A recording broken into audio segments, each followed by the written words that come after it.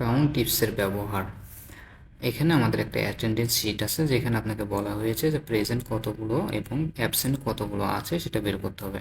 তো কী ভেবেছেন এইভাবে আমরা ম্যানুয়ালি কাউন্ট করে করে বের করব? না, ভুলে যান এসব। আমরা একটা ফর্মুলা ইউজ করবো, খুবই ইজি। প্রেস করুন ইকুয়ালস টু কাউন্ট ইফস, দেন আপনার রেঞ্জটা সিলেক্ট করুন। রেঞ্জ কোথায় আছে সেই রেঞ্জটা সিলেক্ট করুন। দেন আমরা ডাবল কোটের মধ্যে কমা দিয়ে ডাবল কোটের মধ্যে লিখে দেব যে প্রেজেন্ট, দেন ডাবল কোটটা স্টার্ট এবং এন্ড করব। দেন আমরা ব্র্যাকেট ক্লোজ করে এন্টার প্রেস করলে আমাদের প্রেজেন্ট কাউন্টটা চলে আসলো। সেম ফর্মুলা আমরা কপি করে অ্যাবসেন্টে দেবো, যেখানে আমরা পি লিখেছিলাম ডাবল কোটের মধ্যে, এখানে আমরা পি এর জায়গায় এ লিখে দেব।